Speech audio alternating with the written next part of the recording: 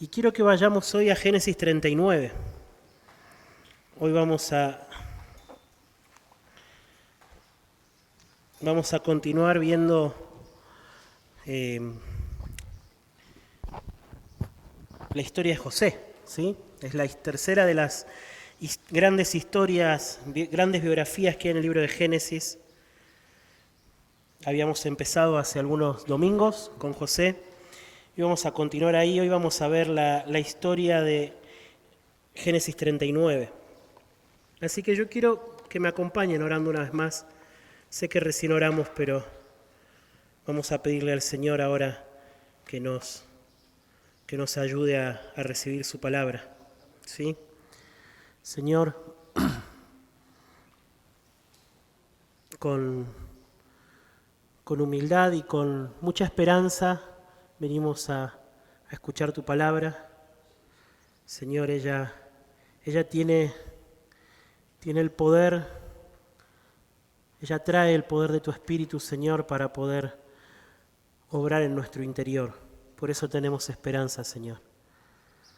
También trae el poder de tu Espíritu para poder ablandar y romper los corazones duros de aquellos que aún no te conocen. Por eso tu pueblo tiene esperanza, Señor, de que cuando tu palabra es predicada, los pecadores, Señor, pueden escuchar el Evangelio y ser salvos.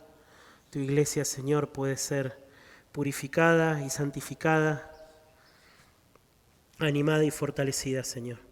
Y hoy quiero que hagas esa obra en medio nuestro. Ayúdame, Señor, ayúdame a poder proclamarla y ayuda también a mis hermanos, Señor, a poder recibirla como de parte tuya, como tu palabra, Señor. Te lo pido en el nombre de Jesús. Amén. Bueno, mis hermanos, usualmente hay un dicho que tenemos nosotros en nuestro país, en nuestra vida cotidiana, ¿sí? Que cuando sucede una situación, ¿no es cierto?, y estamos ahí, tenemos que decidir qué es lo que hay que hacer, y a veces no tenemos todas las herramientas o toda la información para poder decidir, porque no podemos ver el futuro, ¿bien? Después las cosas terminan pasando. Y por ahí nos advirtieron, ¿no es cierto? ¿A qué esposo no le ha pasado que su esposa le dijo, mirá que si hacemos esto va a pasar esto? Y nos advierten. Y termina pasando lo que nos dijeron que iban a pasar. Y nosotros, ¿qué decimos? Este es nuestro dicho. Con el diario del lunes, ¿no es cierto? Todos sabemos todo, ¿verdad? Y hablamos del diario del lunes. ¿Qué es el diario del lunes en nuestro dicho, en nuestra jerga? Bueno, cuando hablamos del diario del lunes, estamos hablando de que tenemos la información después de que las cosas pasaron. Eso es tener el diario del lunes. Un dicho que por ahí nació de la cultura futbolera, ¿verdad? De que antes por ahí las fechas de los partidos de fútbol se jugaban de viernes a domingo, y por ahí los comentaristas, los programas deportivos, cuando decían, y bueno, vieron, al final pasó esto, pasó aquello, y claro, ¿qué decían? Claro, con el diario del lunes, vos podés decir ahora que el director técnico tendría que haber puesto a esta persona, que el equipo tendría que haber jugado así. Y el diario del lunes tiene que ver con eso, ¿no es cierto? Con tener toda la información después de que las cosas pasaron. Lo cierto es que ninguno de nosotros vive la vida con el diario del lunes. No vivimos con el diario del lunes. El Señor no nos creó a nosotros con la capacidad de poder saber el futuro, de poder saber cómo se van a dar las cosas. Hay cosas que son ciertas y que nosotros podemos saber que van a pasar. Hay cosas que son muy probables y que nosotros podemos imaginarnos que las cosas van a ser de determinada manera, pero hay cosas de las que ciertamente nosotros no tenemos ni idea de cómo se van a dar. Alguna vez, desde este lugar, yo les conté que, bueno, ahora en diciembre van a ser 6 años desde que nos vinimos de Rosario para acá. Y quizás si ustedes me preguntaban hace 10 años si yo me imaginaba que iba a estar acá y que iba a estar con ustedes, yo ni siquiera tenía idea de quiénes eran ustedes. Y yo estoy seguro que ustedes también, mis hermanos. Ustedes también. Si ustedes piensan en su vida, sus proyectos y sus planes hace 5 años, 6 años, probablemente lo que hoy es la vida de ustedes ni se lo imaginaban. O al menos algunas partes de su vida. Porque no vivimos con el diario del lunes. No vivimos, no lo tenemos. ¿Sí? Dios nos podría haber creado con la capacidad de anticipar el futuro, pero Él no nos creó así. Él no nos creó así. ¿Bien? Y la historia de Génesis 39 es una historia acerca del diario del lunes. ¿Sí? Nosotros leemos la historia de Génesis 39 con el diario del lunes. ¿Bien? Es una historia medianamente conocida para las personas que tienen algo de cultura evangélica, por llamarlo de alguna manera, pero la vamos a compartir juntos. Nosotros tenemos que recordar dónde estamos, hermanos. ¿Cómo hemos llegado a esta historia? ¿Sí? Moisés comenzó en el capítulo 37 contándonos que José era el hijo preferido de Israel, de Jacob. ¿Se acuerdan? Cuántos problemas que hubo a partir de esta situación. Si él tuvo un sueño, ¿recuerdan los sueños que tuvo José? El Señor le mostró a José que un día él iba a ser exaltado por encima de sus hermanos. El Señor le mostró a José una miradita de su diario del lunes. Un día él iba a ser exaltado por encima de sus hermanos e incluso por encima de su padre. Pero en lugar de esto, ¿qué pasó? ¿Qué fue lo que pasó? Sus hermanos lo odiaron, ¿recuerdan? Lo tiraron a un pozo en medio del desierto y lo vendieron a unos beduinos, a unos mercaderes. ¿Y dónde terminó este muchacho José? Este muchacho José terminó en Egipto, a cientos de kilómetros de la casa de su papá y de sus hermanos, como un esclavo del número 2 de Egipto, llamémoslo así, uno de los oficiales de Faraón. Yo imagino a José, después de haber recibido este sueño y de haber entendido que Dios le iba a exaltar por encima de sus hermanos, seguro él se imaginaba que todas estas cosas sucederían ahí en el escenario de su casa, ahí donde vivía con su familia, y que un día de alguna manera él iba a tener, no sé, los derechos del hijo primogénito, iba a estar por encima de sus hermanos, o vaya a saber cómo José se imaginó que se iban a cumplir esos sueños. Pero lo cierto es que Génesis 37 termina con José a cientos de kilómetros de la casa de su familia y sin esperanza de volver a verlos. Él ahora era un esclavo, había sido comprado por el general del ejército de Faraón. ¿Sí? Y así es como nosotros llegamos a la historia de Génesis 39. Así es como nosotros llegamos. Ahora, antes de meternos de lleno a esta historia, algo que necesitamos hacer, y por eso lo hacemos casi siempre, es poder pensar en cómo esta historia, o por qué, mejor dicho, para Moisés era importante contarle esta historia al pueblo de Israel a orillas del río Jordán a punto de entrar a la tierra prometida. ¿Qué importancia tenía esta historia para esta gente? ¿Sí? Recordemos la situación, cómo llegó esa gente a orillas de ese río. ¿Sí? Ellos habían peregrinado 40 años en el desierto. Esa generación que estaba a punto de cruzar el río Jordán había tenido que sepultar a sus padres en el desierto. Tuvieron que dejarlos atrás, ¿sí? Y quizás podían tener alguna duda acerca de si el Señor iba a estar con ellos para el resto del camino, ¿sí? De alguna manera, así como Moisés intentó hacer un paralelo entre la vida de Abraham y el peregrinaje de Israel, entre la vida de Jacob y el peregrinaje de Israel por el desierto, Moisés está trazando un paralelo entre la vida de José y el peregrinaje de Israel a lo largo del desierto. Eso es lo que está haciendo, ¿sí? Y quizás algunos de ellos se preguntaban ahí frente al río Jordán, a ver, hemos tenido que caminar 40 años, dimos vueltas por el desierto, nuestros padres perecieron bajo el juicio de Dios. Y tenemos por delante una tierra llena de fortalezas, ciudades amuralladas, grandes guerreros, ¿sí? ¿Qué va a pasar ahora con nosotros? ¿Será que Dios va a poder cumplir su promesa de darnos esta tierra? No nos olvidemos que 38 años antes, los padres de esta generación estuvieron en el mismo lugar que ellos, y vieron las mismas cosas y tuvieron miedo de entrar en la tierra prometida. Tuvieron miedo, no quisieron entrar a la tierra prometida. Armaron una revuelta y se quisieron volver a Egipto. Eso es lo que hicieron los padres de esta generación. Bien, claro, con el diario del lunes, para nosotros, puede ser muy fácil acusar a este pueblo, a esta gente de incrédulos, ¿no es cierto?, de cobardes. Claro, con el diario del lunes.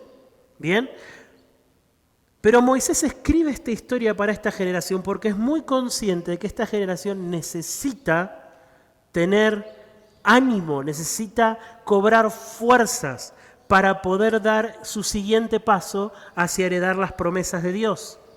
No tenemos que subestimar el temor de esta generación, porque el temor de esta generación muchas veces es nuestro temor. Muchas veces es nuestro temor. Nosotros también, en nuestro peregrinaje hacia los cielos nuevos y tierra nueva, también nos encontramos con situaciones que parecen muy contradictorias, muy difíciles de explicar. Así como José, que se imaginaba que de un día para el otro él iba a ser exaltado por encima de sus hermanos porque Dios se lo había prometido, pero ahora él estaba lejos, como un esclavo, lejos de su familia. Parece que nunca más los va a volver a ver. Y de nuevo, nosotros con el diario del lunes, si sabemos cómo le fue a José después, podemos decir, bueno, pero después va a ir todo bien. Sí, con el diario del lunes. Pero cuando nosotros nos ponemos, no ponernos en los zapatos de José, sino en nuestros propios zapatos, y vemos que en nuestra vida diaria también está llena de circunstancias que afectan nuestra confianza en las promesas del Señor, que afectan nuestra esperanza en la herencia que el Señor tiene para nosotros. Cuando nosotros también en el camino de la obediencia muchas veces experimentamos angustias. Cuando nosotros también en el camino de seguir al Señor muchas veces experimentamos cosas que no parecen justas. Si yo estoy siguiendo al Señor, si yo estoy tratando de hacer todas las cosas bien, ¿por qué me pasa lo que me pasa? Cuando experimentamos esas cosas, ahí es donde necesitamos el consuelo de Génesis 39. Ahí es donde necesitamos el consuelo de Génesis 39. Así que yo quiero que vayamos a leer esta historia. Esta historia tiene 3 episodios. Vamos a ir leyendo uno por uno cada uno de estos episodios y vamos a ir viendo cómo Moisés va contándonos esta historia para nuestro consuelo, para nuestro ánimo, para que podamos tener la fortaleza necesaria para llegar hasta el final. Y la primera escena la tenemos en los primeros 6 versículos. Vamos a leerlo. Dice así el versículo 1. Cuando José fue llevado a Egipto, Potifar, un oficial egipcio de Faraón, capitán de la guardia, lo compró a los ismaelitas que lo habían llevado allá. Pero el Señor estaba con José, que llegó a ser un hombre próspero y vivía en la casa de su amo el egipcio. Vio su amo que el Señor estaba con él y que el Señor hacía prosperar en su mano todo lo que él hacía. Así José halló gracia ante sus ojos y llegó a ser su siervo personal. Y él lo hizo mayordomo sobre su casa y entregó en su mano todo lo que poseía. Y sucedió que desde el tiempo que lo hizo mayordomo sobre su casa y sobre todo lo que poseía, el Señor bendijo la casa del egipcio por causa de José. La bendición del Señor estaba sobre todo lo que poseía, en su casa y en el campo. Así que todo lo que poseía lo dejó en su mano de José, y con él allí no se preocupaba de nada excepto del pan que comía. Y era José de gallarda figura y de hermoso parecer. Bueno, a ver, cuando nosotros leemos esta primera escena, hay 2 cosas que sobresalen. Hay 2 cosas que resaltan por la forma en la que Moisés nos cuenta esta parte de la historia. Lo primero, se repite una y otra vez una frase, que el Señor estaba con José. Eso es lo primero. O sea, José llega a Egipto Imagínense la escena, una caravana de mercaderes del desierto, llevaban de todo, ¿cierto? Sus perfumes, sus especias, sus animales y sus esclavos. Y entre esos esclavos iba José. Y llegan a Egipto, ofrecen sus mercaderías y este oficial de la guardia de Faraón llamado Potifar compra a José. Lo compra. Y llega a la casa de José. Lo pone en su casa. Y una y otra vez Moisés se encarga de resaltarnos que el Señor estaba con José. Esto es muy importante, es tan importante que Moisés lo repite 5 veces en estos 6 versículos. 5 veces se repite que el Señor estaba con José. Pero la segunda cosa que resalta en estos versículos es que la forma en la que se veía que el Señor estaba con José era que José prosperaba en todo lo que hacía. Esto es lo que nos muestra estos versículos. Una y otra vez se nos dice, el Señor estaba con José y era un hombre próspero. El Señor estaba con José y bendecía todo lo que hacía. Lo bendecía en el campo, lo bendecía en la casa. O sea, le iba bien a José. El Señor estaba con José y por lo tanto José era un hombre próspero. También le iba a José que su dueño se dio cuenta y lo puso como el mayordomo de la casa. Fíjense, acá dice como su siervo personal. ¿Bien? Esto es como otra clase de esclavo, ¿no es cierto? Estaban los esclavos que hacían los trabajos en general y después estaban los que trabajaban en la casa. Claramente los que estaban en la casa eran los hombres de más confianza, porque se les permitía estar en la casa. ¿Bien? Y dentro de todos los hombres de más confianza, él era el mayordomo, era el siervo personal de Potifar. ¿Sí? El que estaba a cargo de todos los que quedaban adentro de la casa. ¿Bien? ¿Todo esto por qué? Porque el Señor estaba con José. El Señor estaba con José. ¿Sí? A ver,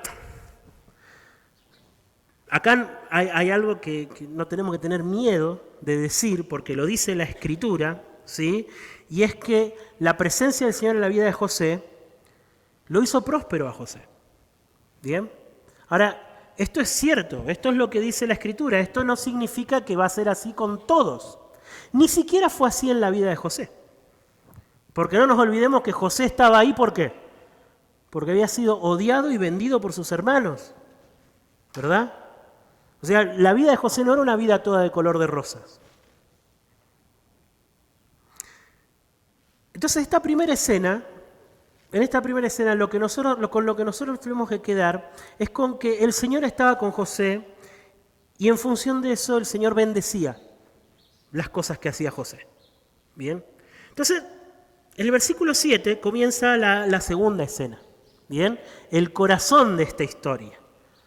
José trabajando en la casa, adentro de la casa, hombre de confianza de Potifar, y dice el versículo 7, y sucedió que después de estas cosas, que la mujer de su amo miró a José con deseo y le dijo, acuéstate conmigo.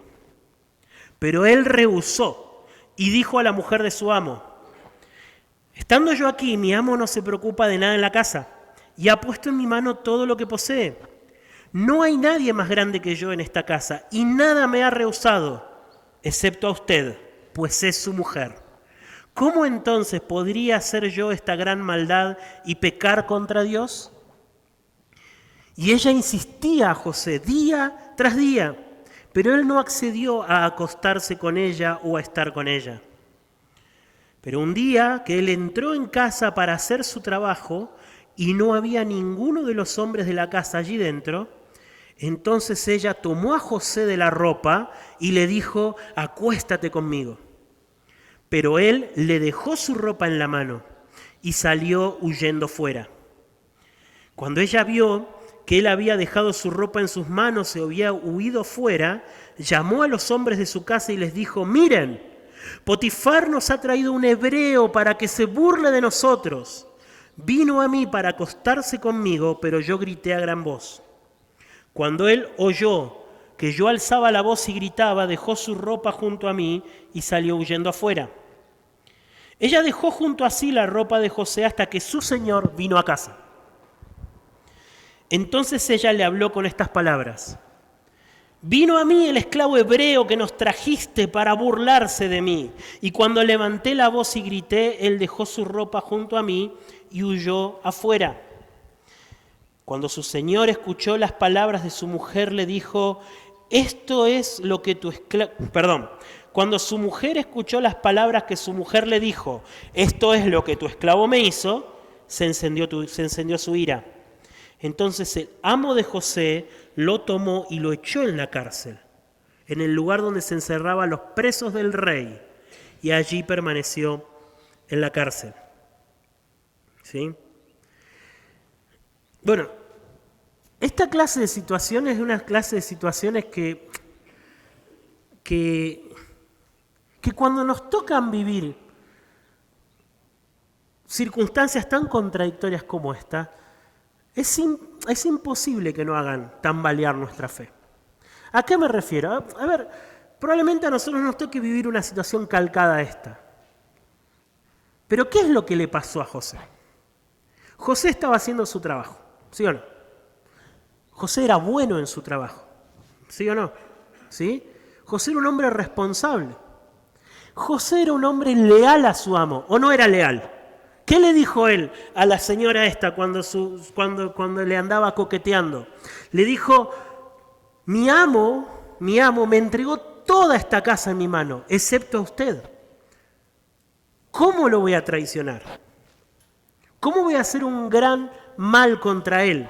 Ser un hombre leal a su amo. ¿Bien? Era un hombre temeroso de Dios también. Porque lo que le dice José a esta señora es: ¿cómo voy a hacer un gran mal contra él y pecar contra Dios? Esa es la pregunta que le hace. ¿Cómo entonces, versículo 9, podría yo hacer esta gran maldad y pecar contra Dios? O sea, era un hombre bueno en su trabajo, era un hombre leal a su amo, era un hombre temeroso de Dios, ¿bien? Un hombre íntegro. ¿Y cuál fue el pago que recibió por todo eso? La mentira, la injusticia y la cárcel. ¿Sí? Eso fue lo que pasó, ¿cierto? Esta señora mintió, se quiso aprovechar de él, mintió. Su amo no le creyó. Su amo no le creyó. ¿Cierto?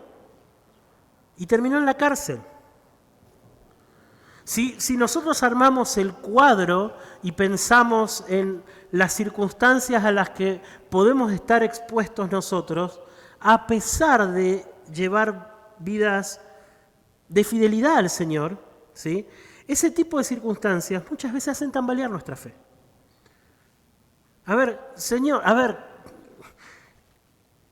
¿o acaso no nos ha pasado en medio de la adversidad, en medio de la dificultad, pensar en todas aquellas cosas que estamos haciendo bien, pensamos en cómo estamos intentando seguir al Señor y cómo muchas veces la vida parece sernos más adversa, más difícil? ¿Bien? Como decíamos cuando estudiábamos Eclesiastés, ¿no es cierto? Intentamos que haya una correspondencia entre la forma en la que vivimos y la recompensa que obtenemos en esta vida. Pero una de las grandes lecciones del libro de Eclesiastés es que esas cosas no están relacionadas. No son dos cosas que van encadenadas. ¿Bien? Esta es la clase de situaciones que hacen tambalear nuestra fe, hermanos. Honrar al Señor, esforzarnos por hacer su voluntad, luchar contra el pecado. Y que justamente en el camino de hacer estas cosas, lo que venga sea adversidad, aflicción y prueba. Adversidad, aflicción y prueba. Nosotros,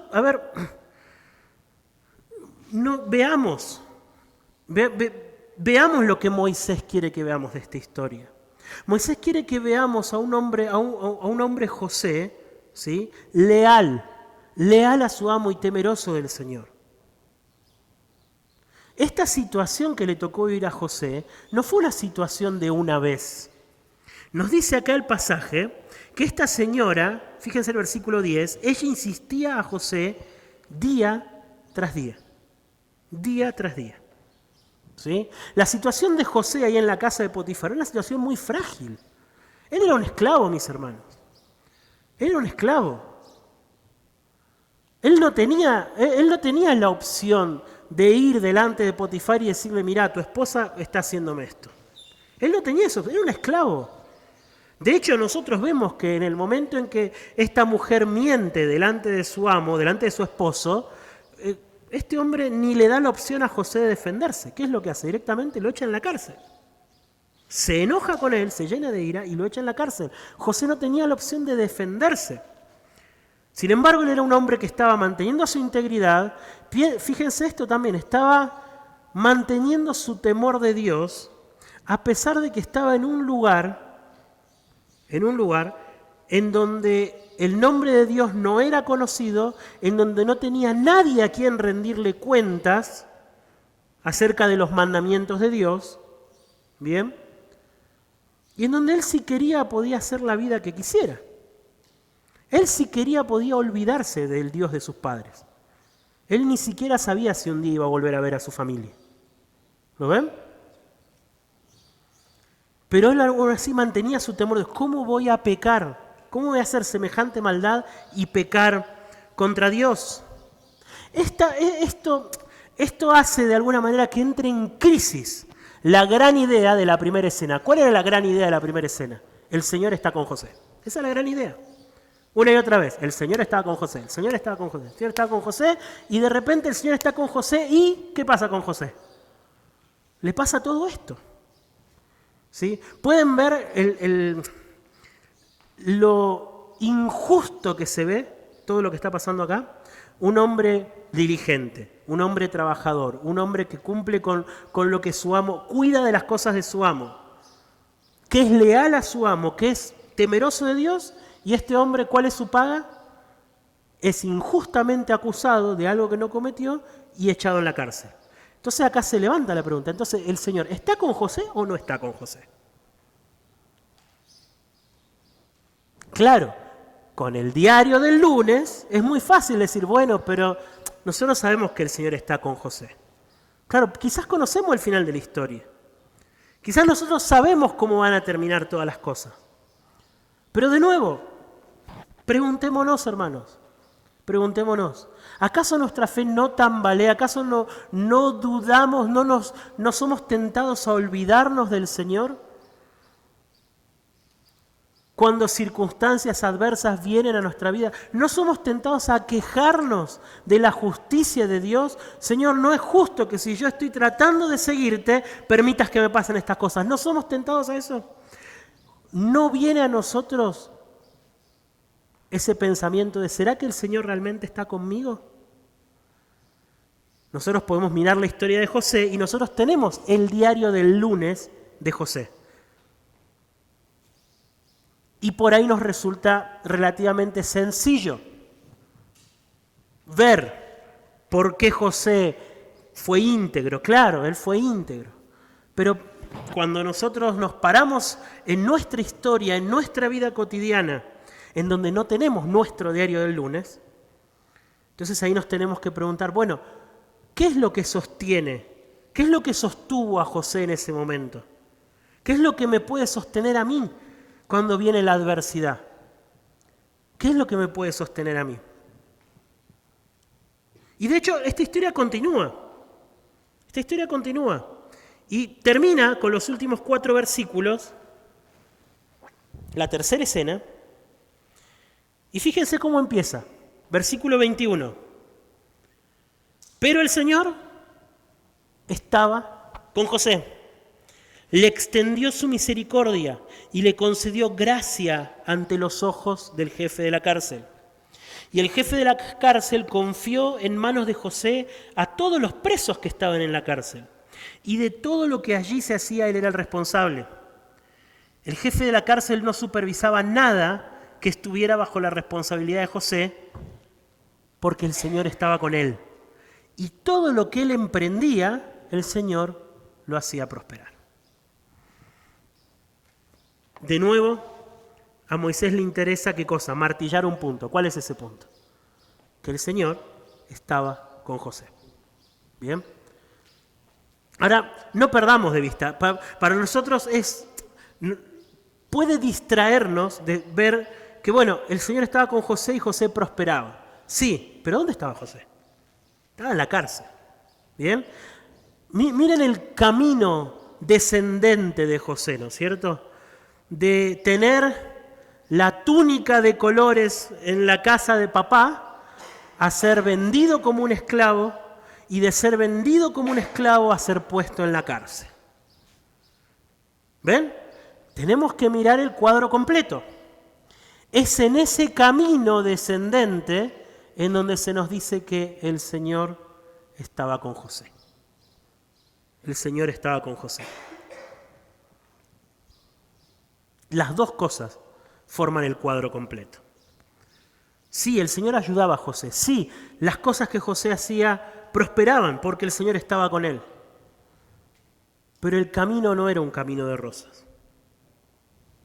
El camino era un camino muy doloroso. ¿Cuántas veces se habrá acordado José de aquellos sueños, de las estrellas inclinándose ante él, de los ataditos de trigo, de sus hermanos inclinándose ante él, acostado sobre una piedra en la cárcel, acordándose de esos sueños? ¿Cuántas veces? ¿Sí? ¡Qué difícil! ¿Qué caminos tan distantes tomaron, ¿no es cierto? Esos sueños que Dios le había dado proféticos acerca de cuál iba a ser su destino, de la realidad que estaba tomando lugar en la historia de la vida de José. ¿Bien? Qué extraño, qué extraño. ¿Cuántas dudas habrán venido sobre José? Por un lado, bueno, pero Dios me mostró que un día Él me iba a exaltar, pero ahora yo veo esto. Y esto parece que cada vez va de mal en peor. Claro, de nuevo, con el diario del lunes, nosotros podemos decir, bueno, pero sabemos que todo esto era el camino necesario para poder llegar al final, a que esos sueños proféticos se cumplan. Podemos pensarlo, podemos verlo. De hecho, nosotros vamos a continuar leyendo la historia y vamos a ver que era clave el paso de José por la cárcel para que llegue ese momento. Era clave, ¿sí? Pero había que estar ahí, sin el diario del lunes. José no tenía el libro de Génesis, José no tenía Génesis 40, 41, 42 para poder saber lo que venía por delante. Él no lo tenía, ¿sí? Y la nación de Israel, que estaba recibiendo por primera vez el libro de Génesis, necesitaba aprender, mis hermanos, necesitaba aprender que así como la cárcel no era una evidencia de que el Señor se había olvidado de José, el desierto tampoco había sido para ellos. Esos 40 años en el desierto no eran una evidencia de que el Señor se había olvidado de ellos. Al contrario, el Señor había diseñado esos 40 años en el desierto con propósitos muy específicos para poder obrar en el corazón de su pueblo, de la misma manera que el Señor estaba diseñando la estadía en la casa de Potifar y la estadía en la cárcel en la vida de José para poder cumplir con el gran plan que Él está desarrollando a lo largo del libro de Génesis. ¿Sí?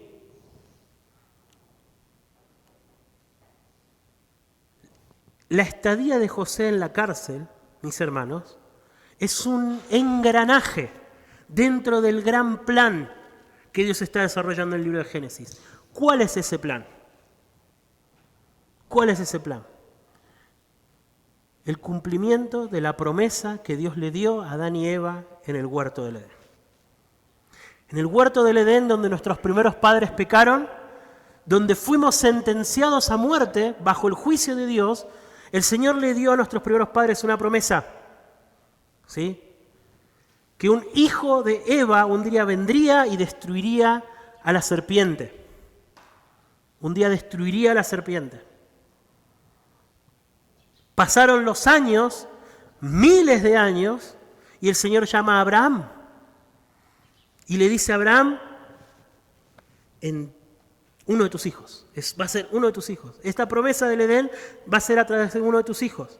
Entonces la familia de Abraham tiene que crecer, porque la familia de Abraham tiene que ser una gran nación. Así se lo prometió el Señor. Pero Abraham no tenía hijos, no podía tener hijos. Entonces el Señor le da un hijo. Y el Señor le da un hijo al hijo de Abraham. Y el Señor le da una gran familia a Jacob. Y dentro de esa familia está José.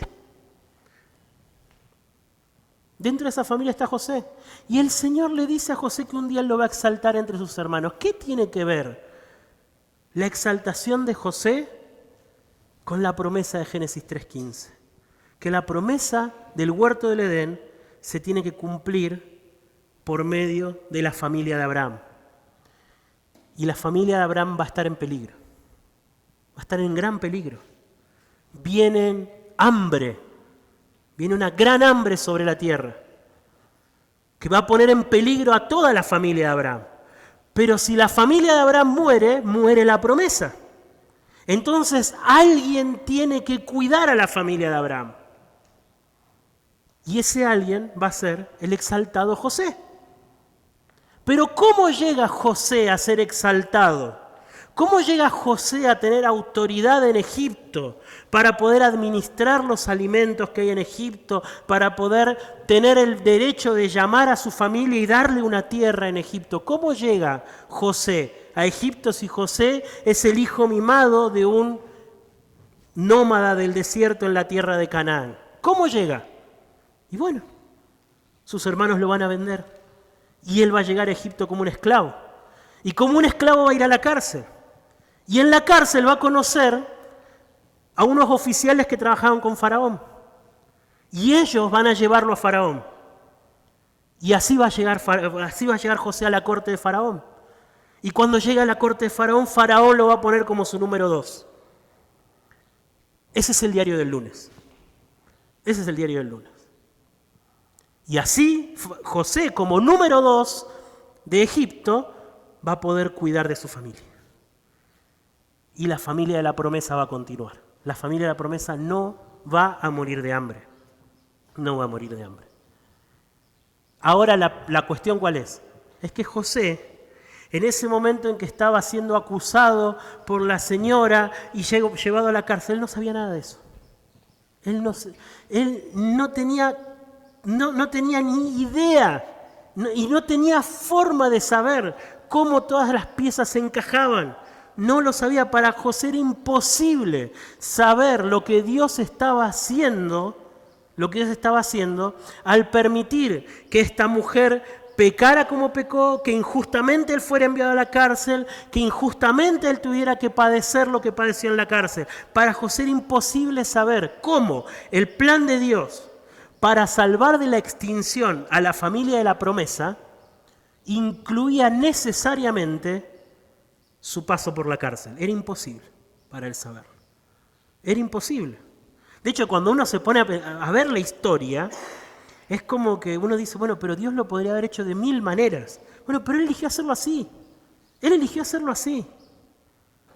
Dios podría haber salvado a la familia de la promesa dándole pan del cielo. De hecho, a Israel, en el desierto, Dios le hizo llover pan del cielo.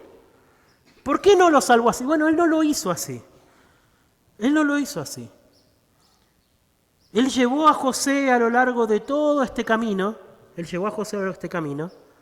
para cumplir con sus propósitos. Bien, era imposible para José anticipar cómo cada uno de estos pasos, cada una de estas circunstancias que el Señor fue ordenando soberanamente en su vida, tenían el propósito de que Él cumpliera con su promesa. Sí, era imposible. Lo único que podía hacer José era una sola cosa, era creer en las promesas de Dios. Creer en las promesas de Dios, en las promesas que Dios le había hecho a sus antepasados, ¿sí? De que Dios iba a bendecir por medio de un hijo de Abraham a todas las naciones de la tierra. Creer en las promesas que Dios le había hecho a él por medio de esos sueños premonitorios que tuvo cuando era niño, de que un día él iba a ser exaltado. Él es lo único que tenía José para poder continuar en esta vida temiendo al Señor, a pesar de todo lo que le estaba pasando. Eran las promesas de Dios. Eran las promesas de Dios. Esas promesas fueron lo que sostuvieron a José en su estadía en la casa de Potifar, lo que sostuvieron a José en medio de la injusticia y lo que sostuvieron a José en medio de la cárcel.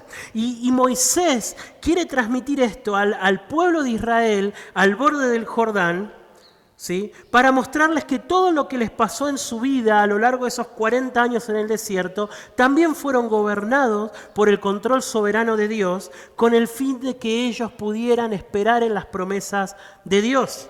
Fíjense, Deuteronomio capítulo 8. En Deuteronomio, Moisés le está predicando a esta misma generación, a la generación que está por entrar a la tierra prometida. Y fíjense lo que dice el versículo 2. La audiencia es la misma de Génesis, mis hermanos.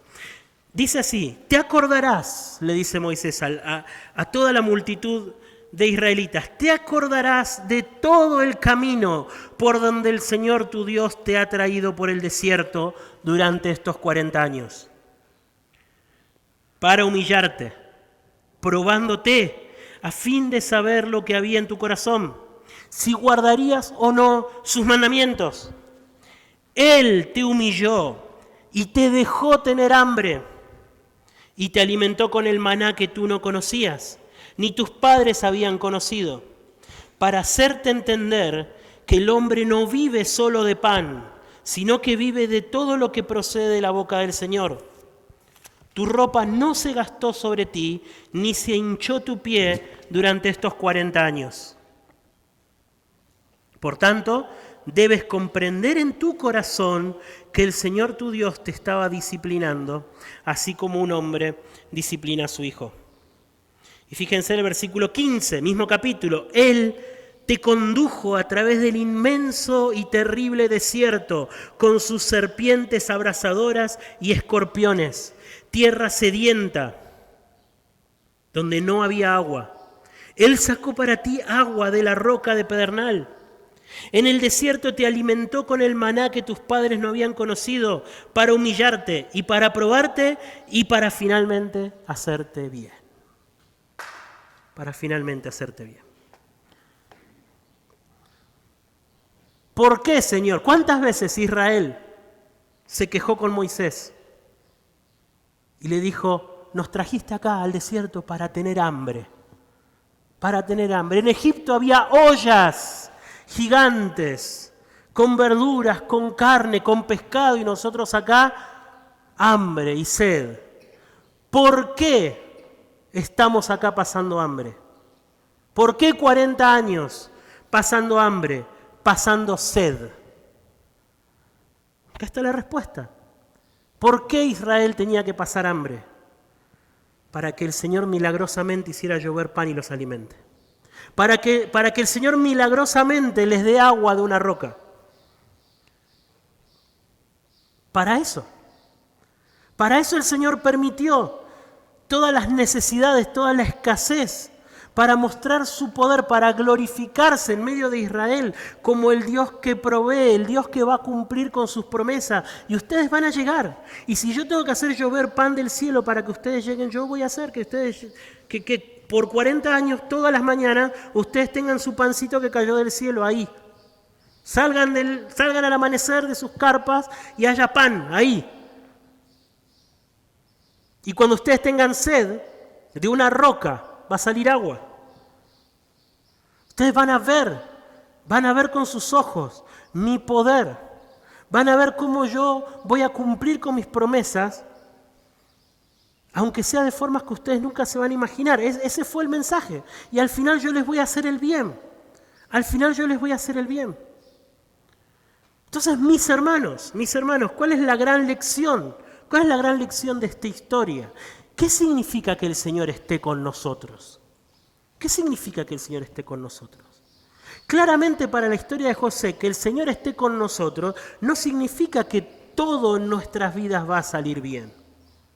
Claramente, no significa eso. No significa que vamos a estar libres de situaciones adversas. No significa que vamos a estar libres de dificultades, libres de enfermedades, libres de persecuciones, libres de pérdidas, libres de la aflicción, libres de la muerte. No significa que vamos a estar libres de esas cosas. No significa.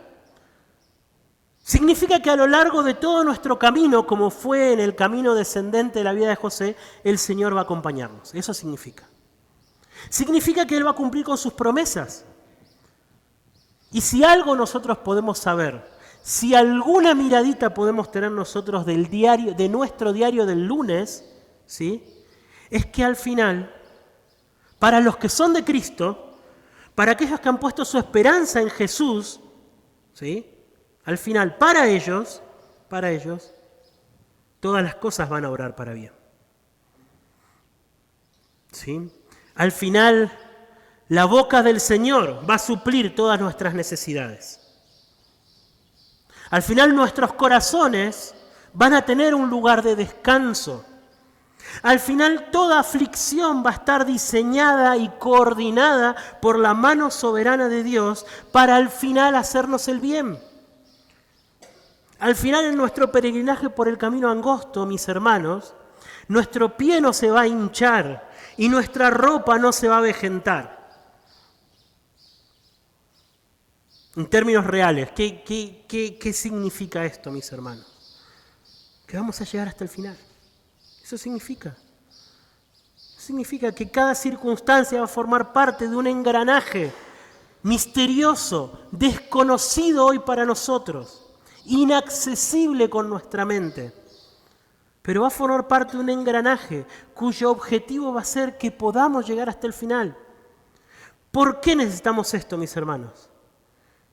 Necesitamos estas buenas noticias para cuando vengan los tiempos difíciles, para cuando vengan las circunstancias que no comprendemos por qué vienen.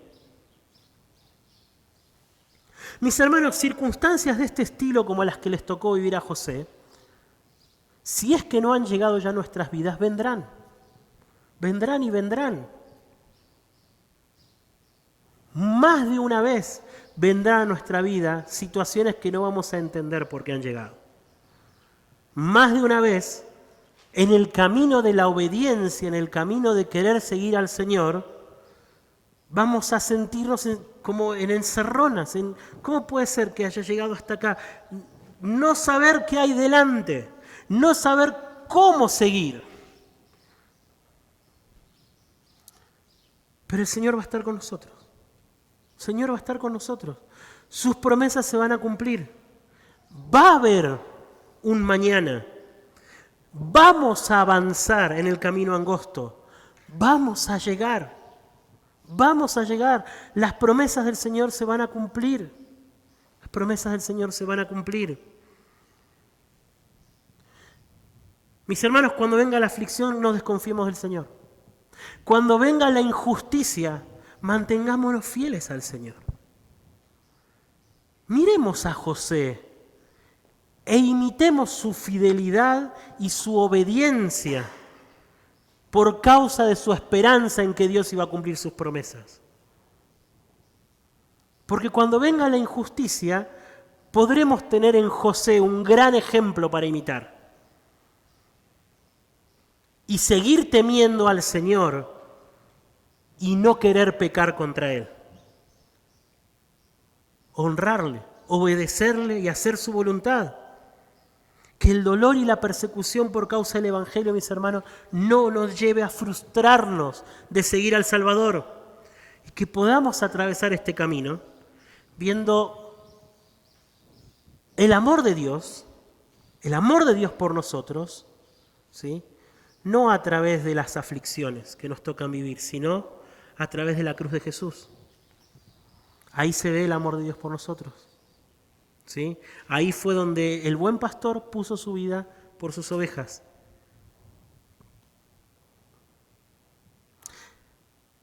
El Señor es mi pastor, cantaba David, ¿no es cierto? Nada me faltará. Nada me faltará.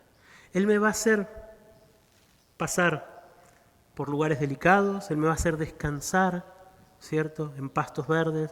Él me va a alimentar, me va a hacer descansar junto a aguas de reposo. Y Él también va a caminar conmigo en el valle de sombra de muerte, ¿cierto? Él va a caminar conmigo. el Señor va a estar con nosotros. El Señor va a estar con nosotros. Que esa sea nuestra esperanza, que esa sea nuestra fortaleza. Que esa sea nuestra fortaleza. Y que aferrados a esa certeza podamos vivir en esta vida confiando en el Señor, honrándolo y guardando sus mandamientos. Señor, ayúdanos a poder honrarte en esta vida difícil, en esta vida injusta, Señor, en esta vida, en este camino angosto, en este desierto, Señor.